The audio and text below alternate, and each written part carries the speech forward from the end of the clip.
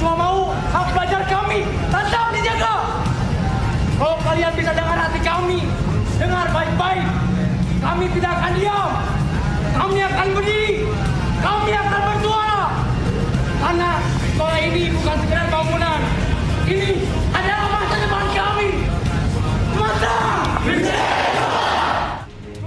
Ratusan siswa SMA Negeri 1 Bandung menggelar orasi di halaman sekolah setelah kabar Pengadilan Tata Usaha Negara menangkan kasus sengketa lahan SMA Negeri 1 Bandung. Para siswa yang terancam kehilangan tempat belajarnya mulai menyuarakan perlawanan demi mempertahankan bangunan sekolah mereka. Mereka kecewa dengan putusan PT UN yang memenangkan gugatan di mana tidak seharusnya sekolah diperebutkan untuk kepentingan pribadi. Kita sangat keberatan karena mau bagaimanapun dari sejarahnya Semansa itu ikonik dengan jalan Dagonya ya Pak ya. Dan di sini juga istilahnya kita udah sangat efektif dari segi pembelajaran karena bisa dilihat juga dari hasil kemarin kita ya Pak ya, PTN kita masuk ke dalam SMA di Kota Bandung yang nomor 1 PTN terbanyak. Jadi sangat disayangkan adanya keputusan ini bisa mengganggu pembelajaran kita dan masa depan para peserta didik yang ada di Semansa sih Kak. Sementara itu, pihak sekolah juga kecewa dengan putusan tersebut. Adanya kunjungan Wamen Dikdasmen dan Gubernur Jawa Barat tidak berdampak apapun pada putusan PT UN. Ya, kalau putusan itu ya sangat kecewa, pasti kecewa. Karena kita mengikuti sidang sebelumnya, sidang pertama sampai sidang ke-6. Jadi ya kecewa, pasti sangat kecewa. Kenapa kok sampai pihak PLK yang dimenangkan tidak melihat dari saksi dari kami 1 orang waktu itu dan 3 itu dari Biro Hukum. Sebelumnya Pemprov Jawa Barat kalah dalam kasus sengketa lahan SMA N 1 Bandung melawan Perkumpulan Licem Kristen atau PLK sebagai pihak penggugat. Usai dinyatakan kalah, Pemprov Jabar tidak tinggal diam dan akan melakukan banding. Dari Bandung, Jawa Barat, Ervan David, iNews melaporkan.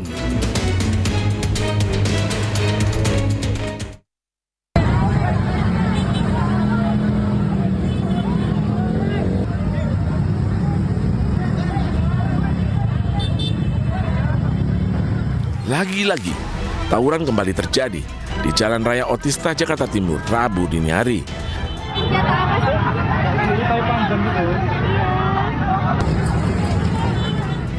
Tawuran terjadi antara puluhan pelajar dari sebuah sekolah menengah kejuruan dengan warga setempat.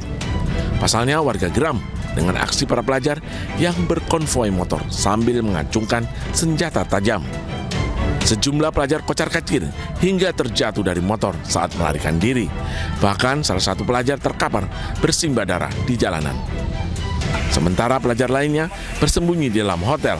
Warga sempat mengebung hotel sebelum akhirnya petugas Polsek Jatinegara tiba di lokasi mengamankan para pelajar yang berjumlah 18 orang. Tadi kalau saya begitu keluar dari hotel, dari arah sebelah kanan hotel itu masa anak-anak SMA gitu udah pada megang alat gitu loh, Mbak, parang segala macam. Iya, jadi mereka udah pada kenal, terus ya udah pada nyerang ke sini, sama warga diberhentiin di sini nih. Nah, terus mungkin dari lawannya mereka dari sono ke sini mentok. Yang dari sebelah kanan kita ini mentok, nggak bisa kabur kali ya, langsung cobain ke hotel. Pasca tawuran, polisi mengamankan belasan pelajar untuk jalani pemeriksaan. Polisi juga menyita sejumlah barang bukti senjata tajam. Dari Jakarta, Rizky Falufi, iNews melaporkan.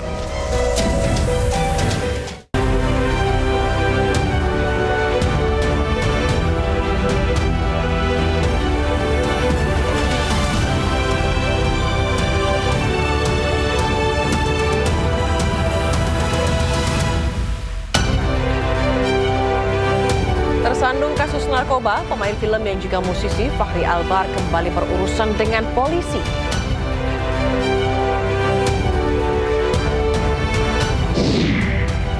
Badan Penyelenggara Jaminan Produk Halal bersama BPOM temukan 9 olahan makanan mengandung babi, 7 diantaranya bersertifikat halal.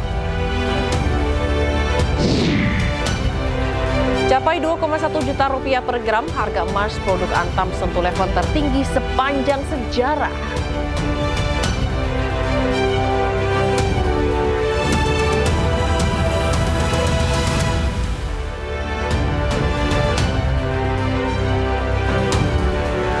Halo, selamat siang pemirsa, apa kabar Anda hari ini? Senang sekali saya Fazilah Khairunisa kembali hadir menemani Anda dalam iNews Siang. Selain 3 berita utama tadi, iNews Siang juga akan menyuguhkan beragam informasi penting lainnya. Dan iNews Siang ini kami awali dari Bandung, Jawa Barat, di mana warga Sukahaji menjadi korban kekerasan oleh oknum ormas di Bandung, Jawa Barat gara-gara sengketa lahan. Akibatnya beberapa warga mengalami luka-luka akibat penganiayaan.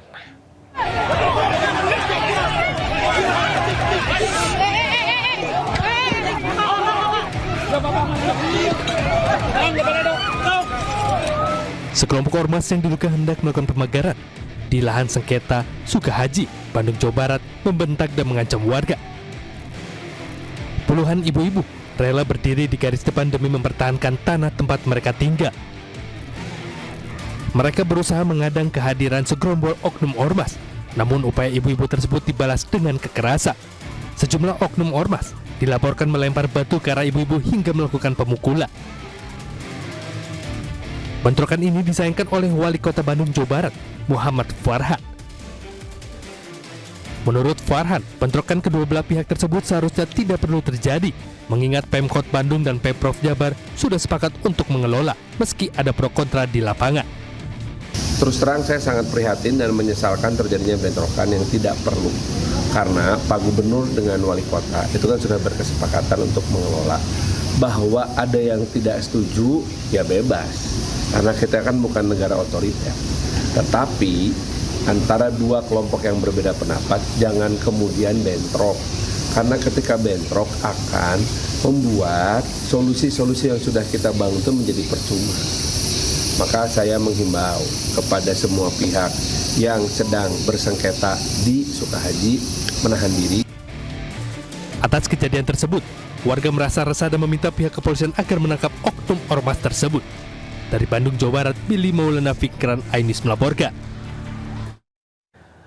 Gubernur Jawa Barat Deddy Mulyadi meminta warga tidak membuat kegaduhan usai insiden pembakaran 3 mobil polisi di Depok, Jawa Barat. Dirinya ingin memastikan tidak adanya masalah sosial yang menonjol termasuk premanisme.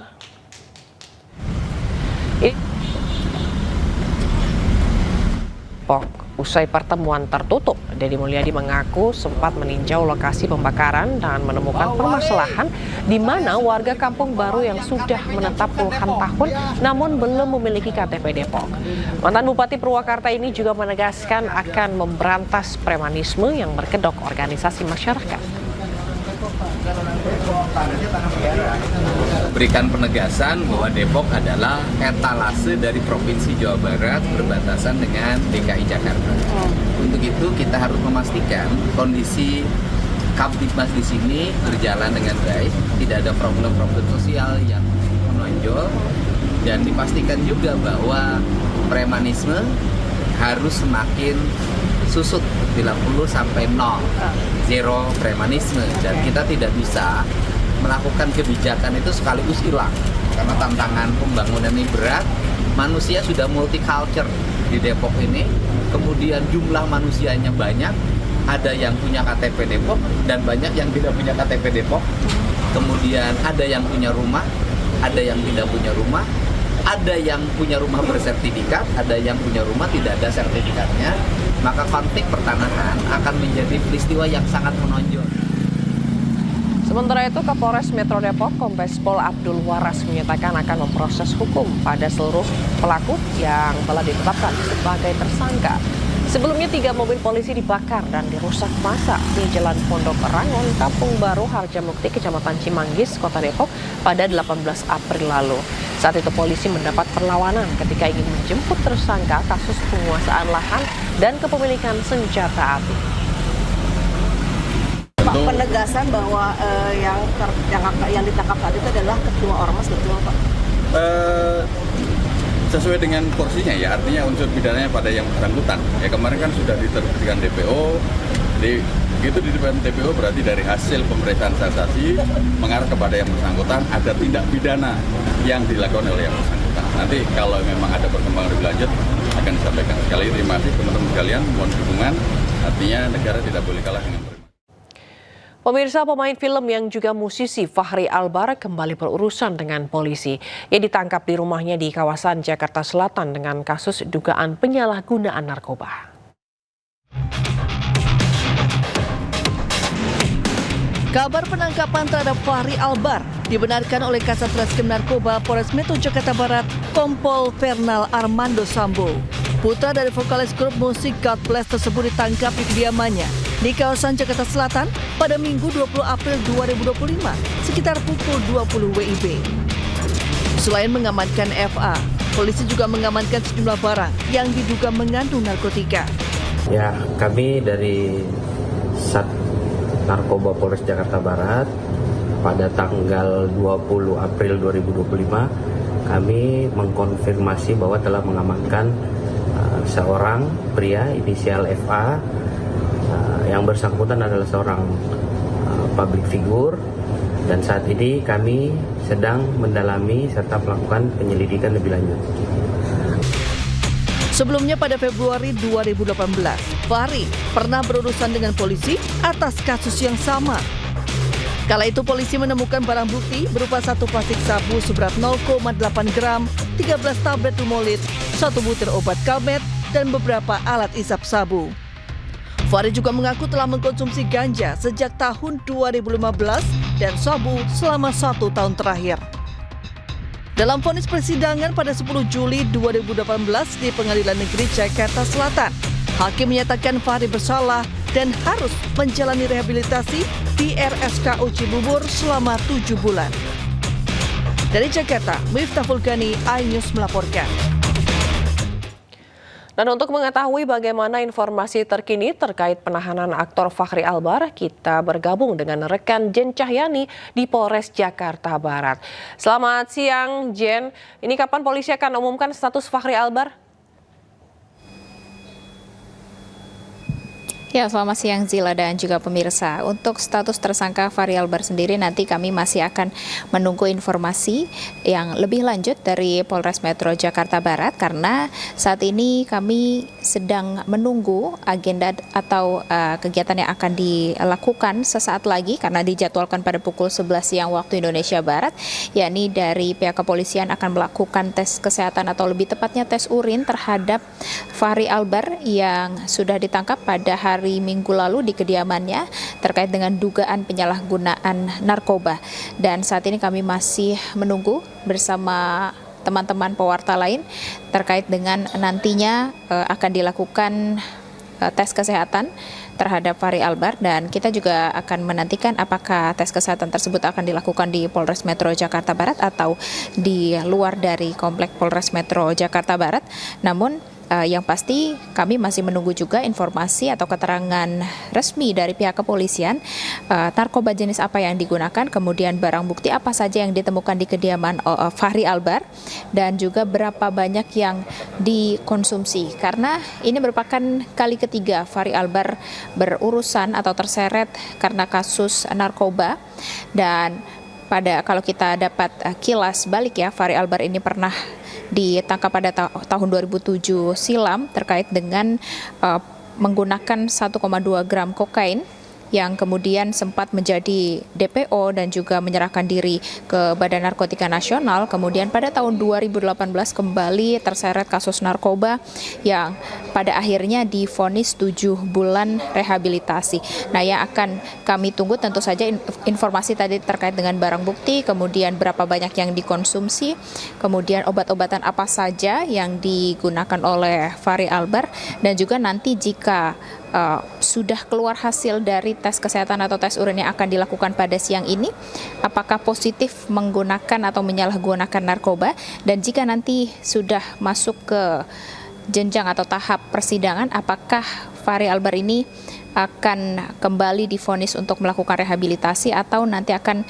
mendekam di jeruji besi. Dan kami juga tadi sejak pagi memantau, nampaknya tidak ada pihak keluarga atau kerabat yang datang untuk menjenguk Fahri Albar ke Polres Metro Jakarta Barat, dan hingga saat ini kami juga masih menunggu apakah nanti akan ada pihak keluarga yang datang dan juga keterangan resmi dari pihak kepolisian khususnya Polres Metro Jakarta Barat terkait dengan status tersangka Fahri Albar. Sementara itu Zila. Baik, Jen, lalu bagaimana mungkin Anda bisa menjelaskan mengenai penangkapan dari Fahri Albar di kasus yang kali ini begitu, dan adakah kemungkinan tersangka lainnya yang juga ditampilkan atau diinformasikan dari pihak kepolisian?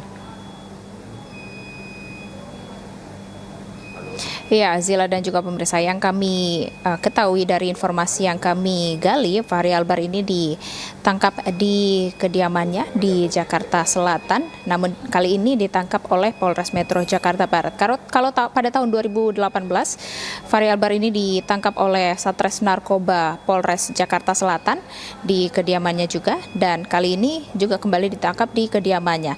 Dan nanti akan kami gali informasi terkait apakah kemudian Fahri Albar pada saat ditangkap pada hari Minggu lalu ini ditangkap di kediamannya di kamarnya, karena pada saat tahun 2007 silam ini Fahri Albar pada saat ditemukan oleh pihak kepolisian menemukan barang bukti di kamarnya, diantaranya 1,2 gram kokain yang ia letakkan di kotak obat. Nah, ini akan kita gali, Zila dan juga pemirsa, barang-barang bukti apa saja, mungkin nanti obat-obatan yang digunakan apa saja dan disimpan di mana. Karena kami masih akan mendengar informasi lebih lanjut yang kemungkinan pada hari ini, siang ini nanti sekaligus dengan tes kesehatan atau tes urin yang akan dilakukan oleh Polres Metro Jakarta Barat. Apa saja yang akan disampaikan nanti tentu saja akan kami update informasinya. Zila. Baik, Jen, kita akan tunggu bagaimana perkembangannya dari kasus ini. Terima kasih Jen Cahyani melaporkan langsung dari Polres Metro Jakarta Barat. Selamat bertugas kembali. Ya, pemirsa, 3 hakim yang menjadi terdakwa kasus suap dalam putusan bebas Gregorius Ornatanur dituntut hukuman pidana 9 hingga 12 tahun penjara. Ketiganya dinilai terbukti menerima suap dan gratifikasi senilai total hampir 5 miliar rupiah. Tuntutan terhadap para terdakwa dibacakan oleh Jaksa Penuntut Umum di Pengadilan Tipikor Jakarta Selasa kemarin. 2 hakim atas nama Erin Tuah Damanik dan Mangapul dituntut pidana 9 tahun penjara. Sedangkan 1 hakim lainnya, yakni Heru Hanindyo, dituntut hukuman 12 tahun penjara.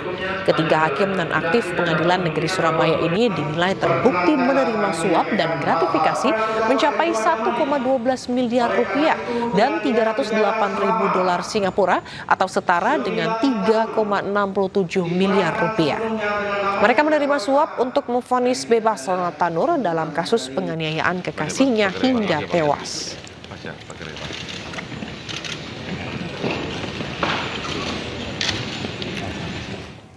Badan Penyelenggaraan Jaminan Produk Halal bersama BPOM temukan 9 olahan makanan mengandung babi. 7 diantaranya bersertifikat halal. Selengkapnya sesaat lagi.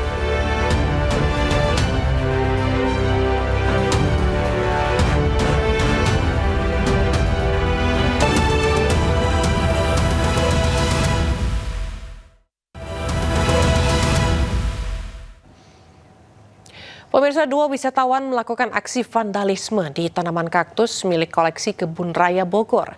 Aksi vandalisme mereka pun viral di media sosial.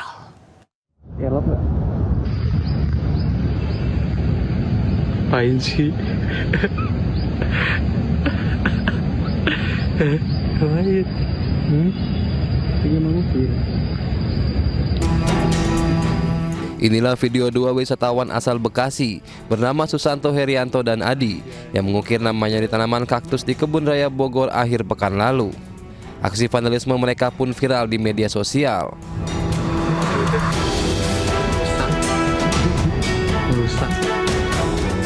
Akibat perbuatan kedua pelaku, tanaman kaktus berusia lebih dari 20 tahun ini terancam mati.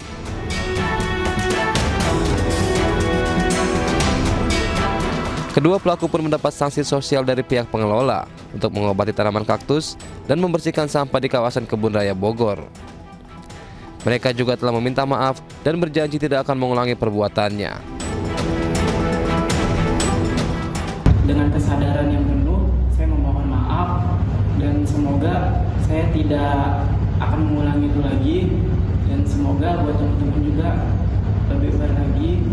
tanaman kaktus yang dicoret-coret oleh oknum 2 pemuda yang melakukan vandalisme di Kebun Raya Bogor itu sudah datang meminta maaf dan juga telah melaksanakan sanksi sosial, dan tentu kami berharap tidak akan ada lagi kejadian seperti itu. Pihak pengelola Kebun Raya Bogor berharap aksi serupa tidak terulang. Para pengunjung Kebun Raya Bogor juga diminta untuk turut menjaga kelestarian konservasi alam. Dari Bogor, Jawa Barat, Adi Firmansyah, iNews melaporkan. Puluhan siswa di Cianjur, Jawa Barat keracunan massal diduga setelah menyantap hidangan makanan bergizi gratis yang dibagikan. Para korban pun harus dirawat intensif di RSUD Cianjur.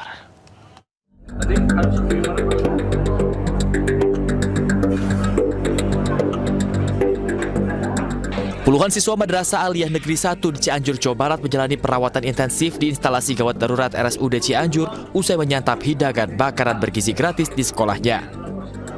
Rata-rata gejala yang dialami para siswa diantaranya mual, pusing, muntah, hingga diare. 20 lebih siswa sempat menjalani perawatan intensif. 1 diantaranya merupakan siswa sekolah menengah pertama. Hingga saat ini tersisa sebanyak 12 orang yang masih dirawat dan sisanya sudah diperbolehkan pulang.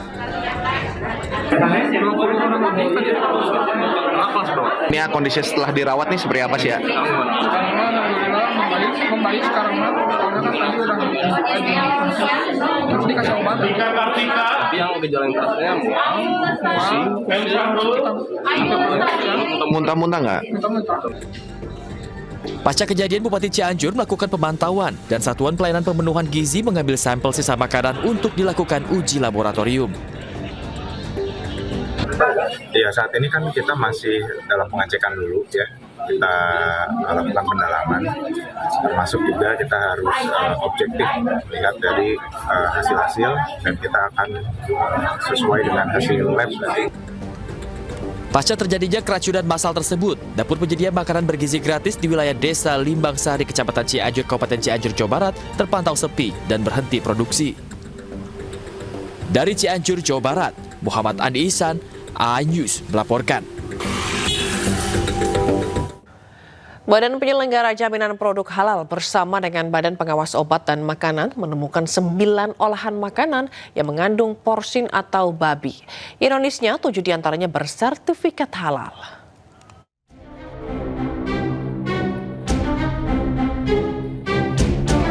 Temuan 9 produk pangan olahan yang mengandung unsur babi ini disampaikan oleh Kepala Badan Penyelenggara Jaminan Produk Halal Indonesia Ahmad Haikal Hasan. Dalam keterangan persnya, temuan ini didasarkan pada uji sampel secara acak yang dilakukan BPOM, yang hasilnya ditindaklanjuti dan dibuktikan oleh BPJPH melalui uji laboratorium untuk parameter uji DNA atau peptida spesifik porsin. Hasilnya 9 jajanan manis yang suka dibeli oleh anak-anak ini positif mengandung unsur babi. Ironisnya, 7 diantaranya memiliki sertifikat halal. Telah ditemukan 9 produk makanan olahan mengandung unsur babi yang beredar di Indonesia.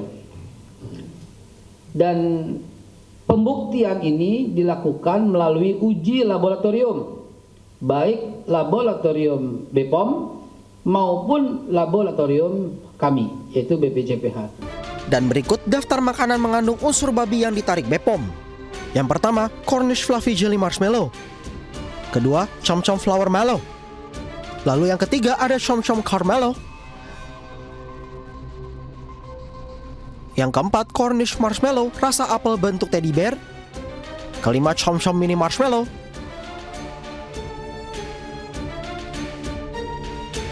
Yang keenam, Hakiki Gelatin. Ketujuh, Larbi TYL Marshmallow isi selai vanila. Kedelapan, ada Triple A Marshmallow rasa jeruk. Dan yang terakhir, Sweet Me Marshmallow rasa coklat. Atas temuan ini, BPJPH langsung melayangkan surat pemanggilan kepada produsen atau distributor untuk melakukan penarikan produknya dari peredaran. Dari Jakarta, Ahmad Muharlin, Aulia Syah Ramadan, iNews melaporkan. Kepala Badan Penyelenggara Jaminan Produk Halal Haikal Hasan menyampaikan sudah memanggil dan memberikan peringatan kepada para produsen makanan yang diduga mengandung babi. Berikut cuplikan wawancara dengan Haikal Hasan di program iNews Sore. Produk di supermarket, di hypermarket, di Indomart, di Alfamart, di Family Mart, di berbagai macam, itu jumlahnya jutaan. Dan itu mereka bisa terbit karena ada sertifikasi halal dan telah melalui prosesnya. Namun di tengah jalan ada produk-produk yang satu mungkin dicurigai ya ditengarai merubah ingredients. Yang kedua, prosesnya pun kemungkinan ada yang tidak teliti. Ini terjadi tahun 2021. Jadi saya luruskan, ya bukan produk berlabel halal mengandung babi, tidak demikian. Tetapi yang terjadi adalah bahwa kami senantiasa bersama BPOM melakukan cek, melakukan and recheck, melakukan inspeksi. Nah, di antara yang kami lakukan inspeksi itu juga random. Jadi produk yang berlabel halal pun kita ulangi lagi. Dan ternyata hasil dari pengecekan kembali ada produk yang semula diidentifikasi oleh lembaga pemeriksa halal tidak mengandung babi, berjalan 4 tahun kemudian ya kami lakukan pengecekan ulang ternyata mengandung porsin, yaitu mengandung babi. Jadi ini jangan dibalik. Jadi kami melakukan pengecekan terhadap semua produk yang sudah berlabel halal. Dan di antara 5,6 juta produk yang sudah tersertifikasi halal itu, hasil pengecekan kami ditemui 7 produk berlabel halal ternyata mengandung unsur porsin atau babi. Begitu. Sejak Januari kami sudah panggil para pengusaha dan kami meeting bagaimana penanganannya. Sekaligus kami uji coba lagi, Januari kami tes, Februari kami tes, Maret kami tes. Dari 3 kali tes setelah positif mengandung porsin, di antara itu kami undang, kami minta mereka harus bertanggung jawab, yaitu menarik semua produk-produknya dari pasaran. Dan juga men-take down dari semua sosial media. Nah, kami beri waktu untuk penarikan itu 60 hari. Ya, ternyata sampai batas waktu kemarin masih ada, sehingga kami harus umumkan supaya masyarakat peduli, aware gitu loh, bahwa produk ini masih ada di pasaran. Dan bagi yang beragama Islam, jangan konsumsi karena mengandung unsur babi. Begitu. Ya pemirsa, capai 2,1 juta rupiah per gram harga emas produk Antam sentuh level tertinggi sepanjang sejarah. Selengkap sesaat lagi.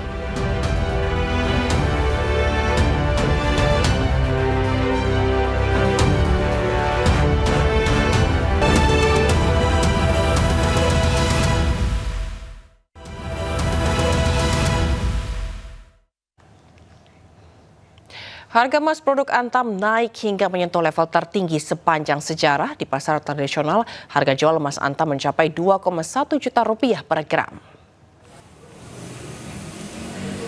Harga emas keluaran PT Antam ini menembus level tertinggi. Kenaikan ini dipengaruhi oleh menguatnya harga emas global dan melemahnya nilai tukar rupiah. Selain emas, harga perhiasan juga terpantau ikut naik. Diketahui harga perhiasan dengan kadar 24, 22 hingga 18 seluruhnya naik 50.000 hingga 100.000 rupiah. Tren kenaikan harga emas masih diprediksi akan berlanjut seiring tingginya minat investasi warga.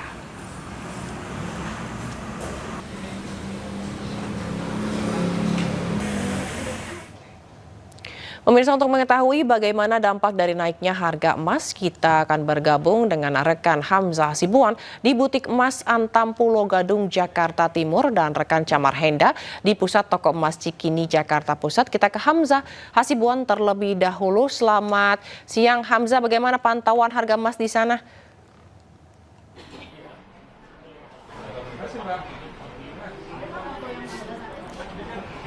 Ya, selamat siang Zila dan juga pemirsa. Terkait dengan harga emas per tanggal 23 April 2025 hari ini, kami mendapatkan kabar bahwa harga emas Antam ini sudah turun di harga Rp1.991.000 per gramnya. Walaupun begitu, ini sebelumnya pada tanggal 22 April ini harga emas Antam per gram sudah mencapai harga 2 juta. Namun begitu Zila, dapat saya tunjukkan bahwa di salah satu butik emas Antam ini, walaupun harga emas per gramnya ini cukup tinggi, namun masyarakat ini masih antusias untuk membeli ataupun menjual kembali emas batangan yang ada di PT Antam. Bisa dilihat di sini bahwa warga dan masyarakat masih mengantri untuk nantinya membeli ataupun menjual kembali emas batangan yang ada di butik emas Antam Pulau Gadung, Jakarta Timur kali ini.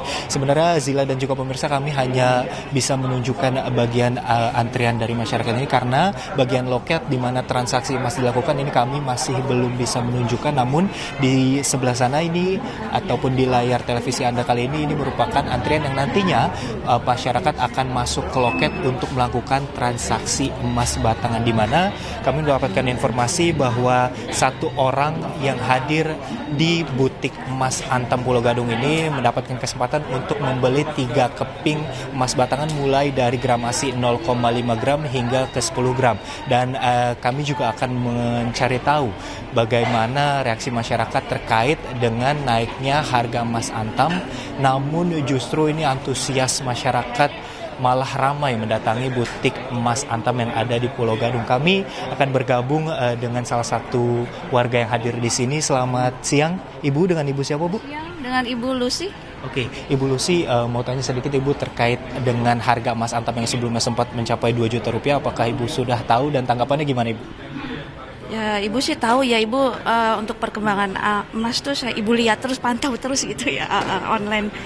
Ibu waktu itu tuh pas 2 juta kok jarak berapa bulan udah segini, udah tinggi banget gitu kan. Kalau Ibu nggak beli, nanti kemungkinan banyak yang bilang akan meningkat lagi gitu. Ya udahlah, Ibu mau ambil aja gitu. Oke, Ibu, tadi kan udah kelihatan antri nih di sini, Bu. Kira-kira Ibu di sini mau beli atau mau jual emas nih, Bu? Ibu mau beli. Alasannya kenapa? Alasannya ya biar nggak kena inflasi aja sih, Bu. Soalnya kalau tabungan, deposito, sekarang kan dolar udah semakin meningkat gitu. Ibu kan takut juga ya. Kalau emas kan insya Allah lah aman gitu. Paling turun-turun sedikit-dikit gitu ya. Oke, nah itu dia, Bu. Misalnya nanti Ibu udah beli nih, apa nggak takut, Bu, kalau misal harga emasnya justru turun? Gimana, Bu? Kalau kemungkinan Ibu niatnya itu kan Ibu untuk invest ya, untuk jangka panjang ya. Insya Allah sih kalau emas paling turun dikit-dikit, jadi nggak terlalu worry lah. Gitu. Jadi ya insya Allah uang Ibu terselamatkan gitu, nggak kena inflasi gitu aja sih. Oke, terima kasih banyak Ibu. Selamat berbelanja emas ya, Ibu ya. Oke, itu dia pemirsa kesaksian salah satu warga yang hadir langsung di butik emas Pulau Gadung, Azila dan juga pemirsa. Adapun terkait dengan butik emas yang ada di Pulau Gadung ini masyarakat bisa langsung hadir dari mulai pukul 8.30 hingga 15.00 waktu Indonesia Barat, di mana nantinya pihak butik emas Antam ini akan melayani warga ataupun masyarakat yang hadir langsung dengan sistem siapa cepat dia dapat, Azila. Jadi ini dihimbau untuk datang lebih cepat supaya bisa mendapatkan kepingan emas yang diinginkan. Sementara itu, Zila. Baik, terima kasih Hamzah. Sekarang kita ke Cikini, ada Camar di sana. Camar, silakan dengan laporan Anda. Ya, selamat siang Zila dan juga pemirsa. Tidak jauh berbeda dengan apa yang disampaikan oleh Hamzah. Di Cikini Gold Center, Jakarta Pusat ini juga angka tertinggi dari harga emas, yakni emas Antam atau emas batangan. Ini ada pada angka 2.016.000, kemudian juga ini cukup fluktuatif, di mana naik 2.039.000 beberapa menit yang lalu. Dan di belakang saya, Zila dan juga pemirsa, tidak hanya emas Antam saja yang mengalami kenaikan, namun hal tersebut juga berpengaruh terhadap emas kreasi dan juga perhiasan seperti cincin pernikahan atau cincin tunangan yang Anda saksikan di layar kaca. Zila, Anda bisa bayangkan harganya untuk 1 gram cincin pernikahan atau perhiasan ini adalah di 1,2 juta. Namun saat ini harganya 1,7 juta, Zila. Artinya ada peningkatan 500.000 hanya dalam waktu kurang dari 1 bulan. Sementara meskipun harganya ini naik, tapi berdasarkan pengakuan dari penjual emas, bahwa justru cenderung saat ini masyarakat lebih banyak yang membeli daripada menjual. Hal tersebut dikarenakan situasi dan kondisi politik, ekonomi, geopolitik yang saat ini belum terkendali, sehingga masyarakat membeli emas sebagai salah satu bentuk untuk investasi mereka yang paling aman. Dan informasi yang kami dapat bahwa saat ini memang di angka tertinggi 2.019.000 atau 2.039.000 ini merupakan angka tertinggi di 1 bulan terakhir. Memang kenaikan emas ini juga berimbas dari naiknya harga emas dunia yang dikarenakan adanya kebijakan tarif tax yang diberlakukan kepada sejumlah negara termasuk di Indonesia. Tentunya hal ini kami juga melihat sebuah keuntungan bagi para pembeli dan juga para penjual untuk bisa menginvestasikan barangnya. Namun tentunya hal ini dikhawatirkan dapat mengganggu stabilitas ekonomi, meskipun kalau berdasarkan informasi yang kami dapat dari para pedagang, mereka mengaku mengalami kenaikan omset di 1 bulan terakhir ini karena banyaknya masyarakat ataupun juga intensitas masyarakat untuk bisa membeli emas di Cikini Gold Center ini cenderung meningkat. Dan pemirsa, dapat kami sampaikan bahwasanya harga emas yang ada di Cikini Gold Center bersamaan dengan harga yang ada di sejumlah toko ataupun juga pusat emas lain ini cenderung berbeda melihat kepada mangsa pasar dan juga beberapa aspek. Sementara demikian, Zila, kembali ke Anda. Baik, terima kasih atas laporan Anda, Camar Henda, langsung dari Cikini Gold Center Jakarta. Dan sebelumnya ada Hamzah Asibuan yang melaporkan dari Butik Emas Antam Pulau Gadung. Terima kasih rekan-rekan, selamat bertugas kembali. Ya pemirsa, kawasan perbelanjaan Mangga 2 yang berlokasi di Jakarta Utara tengah menjadi sorotan Amerika Serikat nah dituding sebagai pusat barang bajakan. Meski demikian, Mangga 2 masih ramai dikunjungi oleh para pembeli.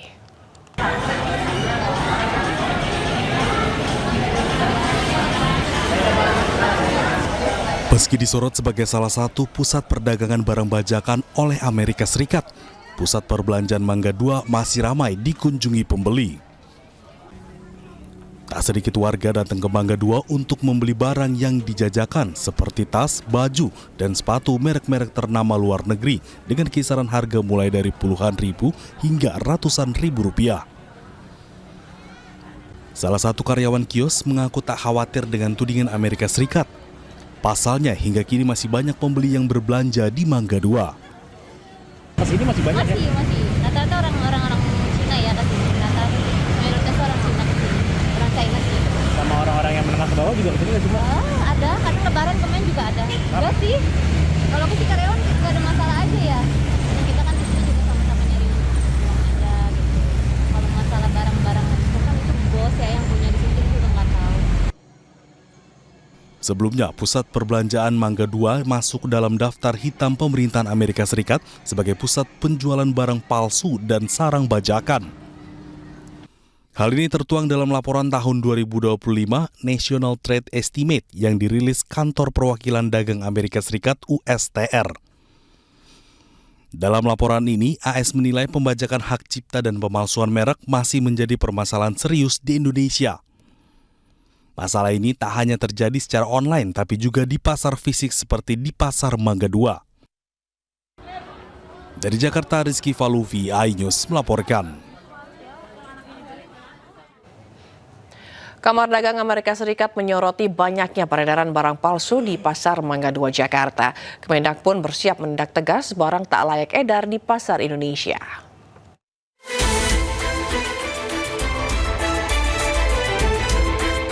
Pasar Mangga 2 di Jakarta masuk dalam daftar hitam pemerintah Amerika Serikat sebagai pusat penjualan barang palsu dan sarang bajakan. Hal ini tertuang dalam laporan tahun 2025 National Trade Estimate yang dirilis Kantor Perwakilan Dagang Amerika Serikat USTR. Dalam laporan ini, AS menilai pembajakan hak cipta dan pemalsuan merek masih menjadi masalah serius di Indonesia. Masalah ini tak hanya terjadi secara online, tapi juga di pasar fisik seperti Pasar Mangga 2. Pemerintah melalui Kementerian Perdagangan memastikan akan mengecek dan menindak tegas barang tak layak edar di pasar Indonesia.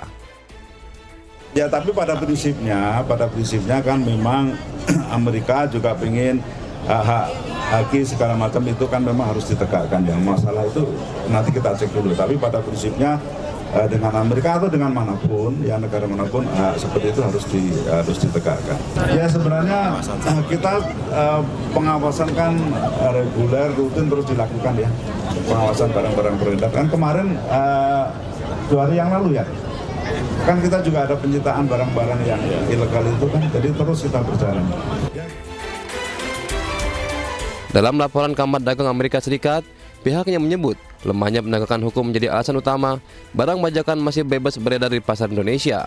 AS meminta Indonesia lebih serius dalam memperkuat kerjasama antar lembaga penegak hukum dan kementerian agar masalah ini bisa ditangani lebih baik. Dari Jakarta Pusat, Hani Sanjaya, iNews melaporkan. Kumpulkan kuasa hukum Presiden ke-7 Republik Indonesia Joko Widodo akan melapor ke polisi terkait tudingan ijazah palsu. Selengkapnya sesaat lagi, tetaplah bersama kami.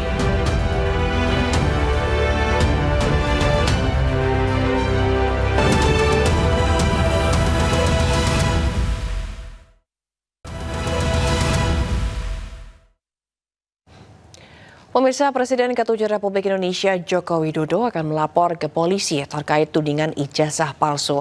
Rencana laporan ini diungkapkan usai pertemuan Jokowi dengan kuasa hukumnya di Menteng, Jakarta.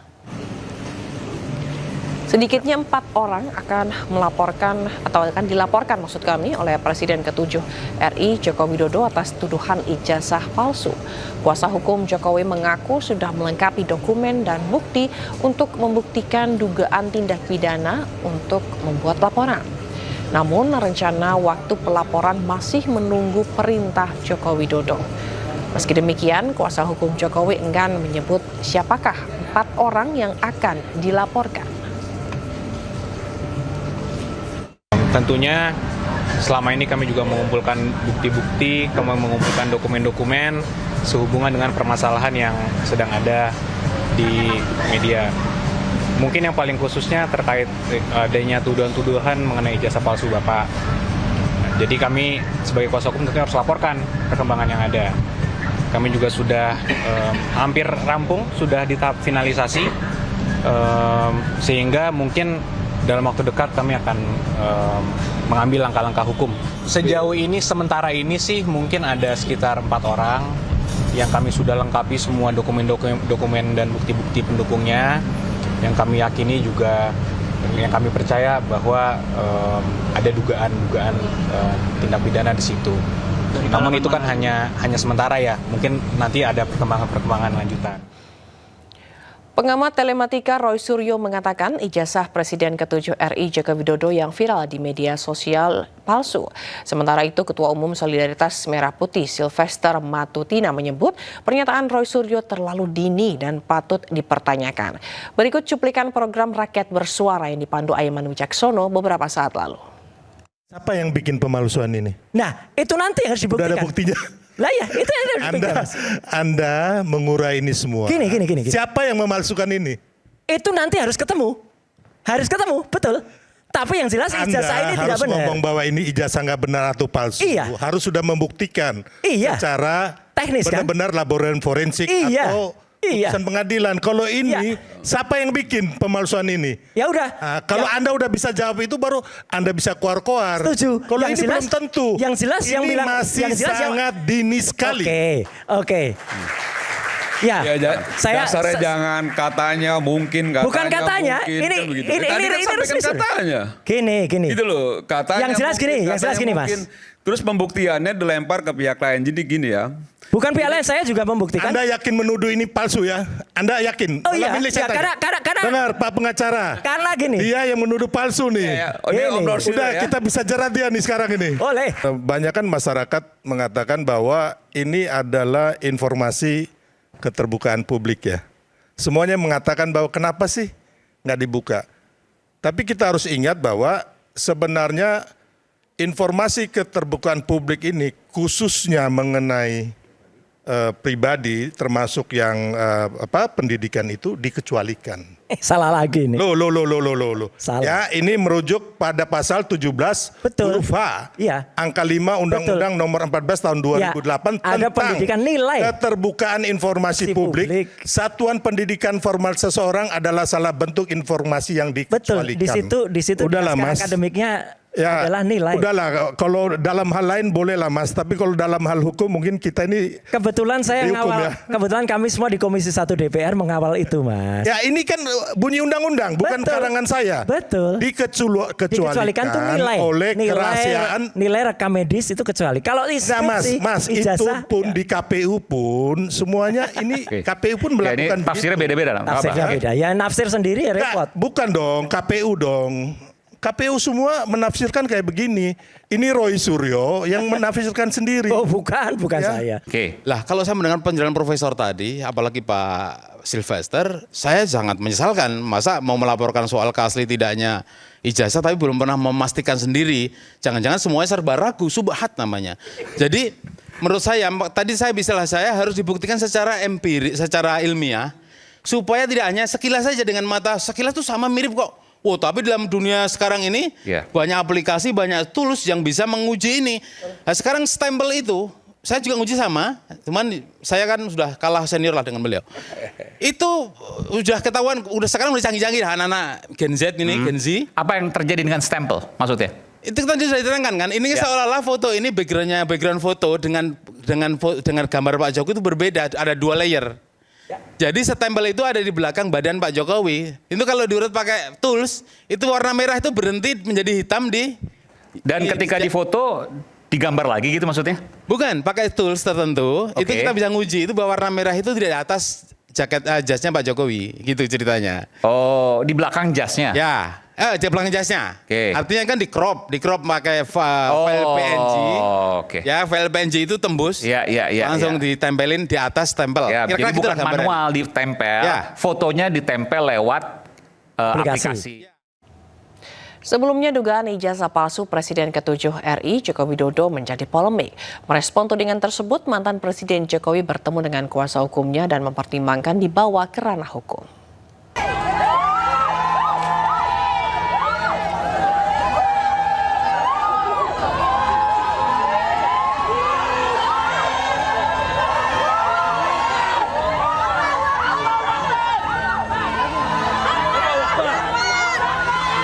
Puluhan warga dari tim pembela ulama dan aktivis berdemonstrasi di depan kediaman Presiden ke-7 Indonesia, Joko Widodo di Solo, Jawa Tengah, untuk mengklarifikasi keaslian ijazah mantan orang nomor 1 di Indonesia tersebut. Masa sempat bertahan di depan pintu masuk kediaman Joko Widodo, meski berbarengan dengan ratusan orang yang sedang antre untuk berfoto bersama Joko Widodo. Joko Widodo pun memberi kesempatan kepada perwakilan pendemo untuk berdialog di dalam rumahnya. Namun perwakilan pendemo menyebut tidak mendapatkan jawaban yang memuaskan.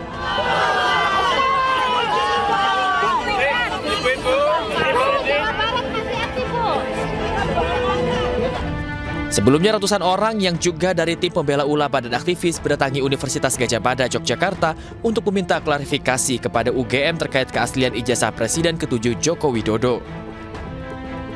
Perwakilan massa menyebutkan bahwa isu ini akan selesai jika Presiden ke-7 Joko Widodo memperlihatkan ijazahnya kepada khalayak.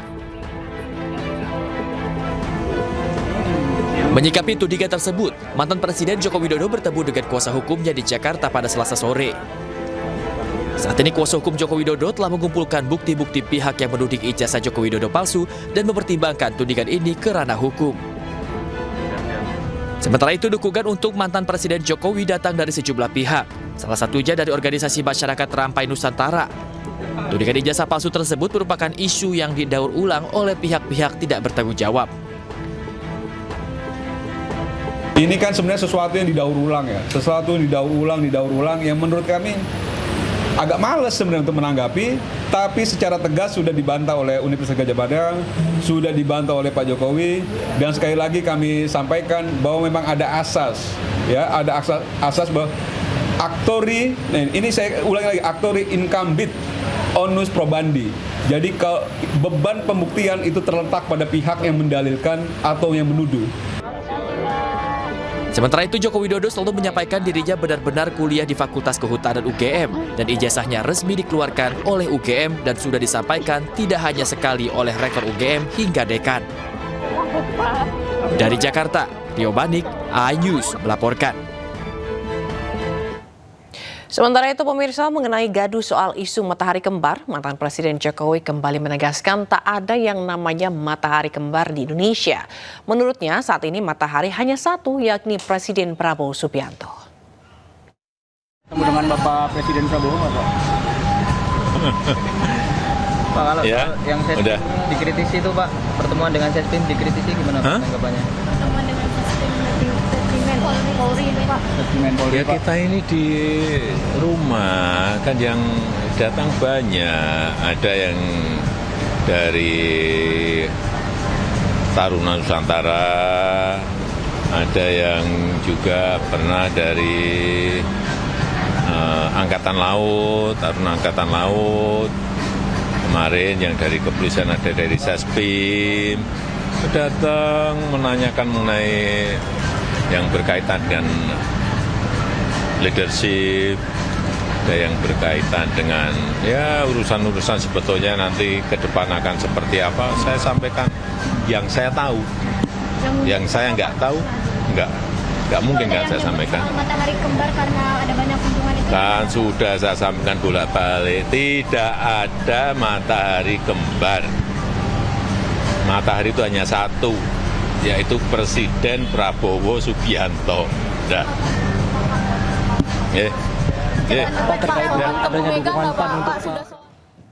Isu matahari kembar kembali muncul setelah sejumlah menteri datang ke rumah Jokowi. Tak hanya silaturahmi, para menteri juga datang, atau para menteri yang datang, ini maksud kami juga masih menganggap Jokowi bos mereka. Salah satunya Menteri Kelautan dan Perikanan Wahyu Trenggono. Silaturahim sama bekas bos saya, sekarang masih bos saya. Apa aja Pak yang diobrolin Pak? Ya kesehatan dan sebagainya.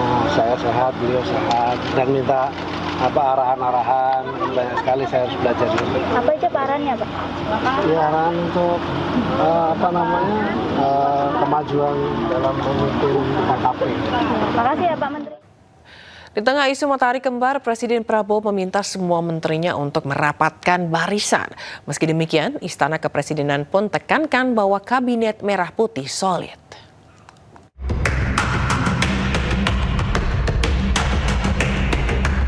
Presiden Prabowo Subianto memberikan arahan kepada menteri-menterinya untuk merapatkan barisan. Menteri Sekretaris Negara Prasetyo Hadi tegaskan jajaran Kabinet Merah Putih solid.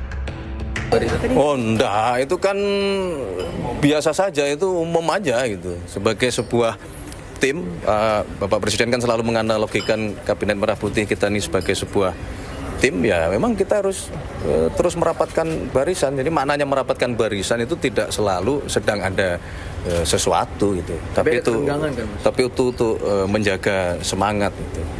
Nggak ada kerenggangan. Solid. Semua sedang bekerja keras di bidangnya masing-masing, dengan tugasnya masing-masing, dengan dinamika permasalahan di masing-masing, baik Kemenko maupun kementerian. Pesan rapatkan barisan disampaikan Presiden Prabowo saat menghubungi Menko Bidang Pemberdayaan Masyarakat Muhaimin Iskandar saat acara Halal Bihalal. Tadi Pak Presiden juga menelpon saya, menyampaikan selamat halal bihalal hari ini dan meminta kepada sesama menteri untuk terus merapatkan barisan. Dalam acara Halal Bihalal hadir sejumlah Menteri Kabinet Merah Putih, diantaranya Menteri Sosial Saifullah Yusuf, Menteri Lingkungan Hidup Hanif Faisal Nurofik, dan Menteri Dalam Negeri Tito Karnavian. Tim Liputan, iNews melaporkan. Pemirsa, selanjutnya iNews yang akan dibawakan oleh Togi Sinaga. Selamat siang Togi. Selamat siang Zila. Gimana nih, ada informasi menarik apa lagi nanti di iNews yang selanjutnya? Nah, di segmen berikutnya ada informasi menariknya ini terkait dengan Presiden Prabowo Subianto ini melakukan pertemuan tertutup dengan Wakil Perdana Menteri Malaysia Dato Seri Ahmad Zahid bin Hamidi, dan informasi selanjutnya usai jeda.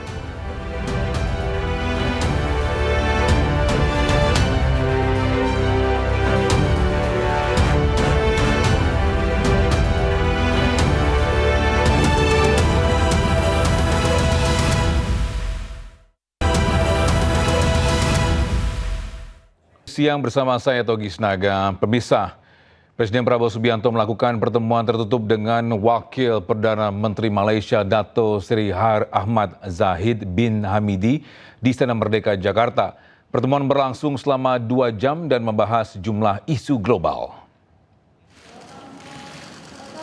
Presiden Prabowo menyebut pertemuan diantaranya membahas penerapan tarif impor dari Presiden Amerika Serikat Donald Trump dan soal isu kemanusiaan di Gaza. Ia mengatakan Indonesia dan Malaysia memiliki kesamaan yakni penduduk dengan mayoritas beragama Islam. Presiden Prabowo juga menyebut Wakil Perdana Menteri Malaysia sebagai sahabat lama. Dalam pertemuan ini Indonesia dan Malaysia juga membahas sejumlah kerjasama antara kedua negara. Sebelum bertemu Presiden Prabowo, Wakil Perdana Menteri Malaysia juga telah bertemu dengan Wakil Presiden Gibran Rakabuming Raka hingga mengunjungi kantor BNPB Indonesia. Saya terima kasih, saya dikunjungi Wakil Perdana Menteri Malaysia, kawan saya lama, Datuk Seri atau Tan Sri? You already Tan Sri? Zahid Hamidi. Zahid Hamidi. I must be careful. Jadi Pak Zahid Hamidi, sahabat lama. Jadi ya ini nostalgia lah, banyak bicara. Walaupun kita menukar pandangan terhadap isu-isu global, isu-isu ekonomi dan kerjasama antara Malaysia sama Indonesia. Intinya itu ya. Oke? Pak, soal isu ekonomi membahas soal penerapan tarif Trump juga nggak sih Pak? Ya bagaimana kita nggak bahas. Itu kan lagi rame saat dunia lagi bahas. Bisa korban kasus pelecehan seksual yang dilakukan oleh seorang oknum dokter kandungan bertambah menjadi 5 orang. Saat lagi di Ani Siang.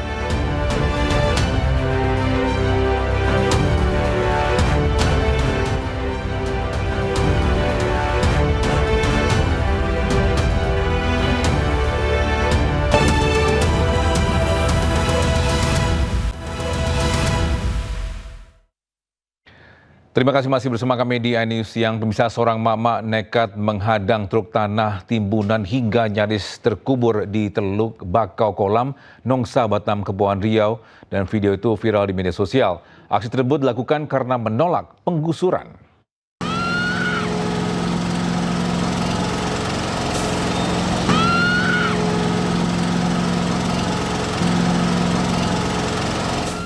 Nur Simbolon, seorang ibu rumah tangga ini nekat berdiri di belakang truk yang hendak membongkar tanah muatannya. Tanah ini untuk menimbun kolam di kawasan Nongsa Batam. Perempuan ini tak bergeser dari lokasi berdirinya hingga truk pengangkut tanah menumpahkan muatannya. Setengah tubuh Nur tertimbun tanah. Aksi nekat Nur Simbolon ini viral di media sosial sebagai bentuk penolakan bersama puluhan warga lainnya. Penimbunan lahan oleh pihak perusahaan akan menutup akses ke sumur. Selama ini menjadi sumber air bersih bagi warga. Ironisnya para pekerja tetap melanjutkan pekerjaannya. Sehari setelah kejadian, tertimbunnya wanita ini, salah seorang pekerja menjadi korban pengeroyokan di lokasi yang sama. Perempuan yang tertimbun tanah hingga saat ini belum membuat laporan polisi. Namun untuk pekerja yang mengalami pengeroyokan sudah membuat laporan polisi. Saat ini kita langsung tindak lanjuti mulai kemarin maraton, itu ada 5 korban. Ya kita doakanlah rekan-rekan mudah-mudahan segera terungkap. Ya kita amankan para pelakunya karena pengeroyokan. Ya. Ini terpisah dari media-media kemarin tanya begini-begini ada ibu-ibu ya. Kita pisahkan dulu ini. Ya, pisahkan dulu. Berarti motif sementara belum diketahui. Motif sementara adalah mereka marah karena belum diselesaikan keinginan daripada yang masih menolak mau pindah itu. Saat ini, polisi masih terus melakukan penyelidikan terkait 2 peristiwa tersebut. Dari Batam, Kepulauan Riau, Gusti Yenosa, iNews melaporkan. Bisa Polres Garut menerima 3 laporan tambahan korban pelecehan seksual yang dilakukan oleh seorang oknum dokter kandungan. Korban pelecehan seksual kini berjumlah 5 orang. Bisa informasi ini sekaligus menutup iNews siang hari ini. Temukan informasi-informasi terbaru lainnya di www.inews.id dan cuplikan tayangan berita iNews dapat Anda saksikan di kanal YouTube Official News. Dan selanjutnya Anda akan menyaksikan Pemimpin Rakyat bersama Sabrina Hashilah. Saya Togi Sinaga pamit undur diri. Terima kasih dan sampai jumpa.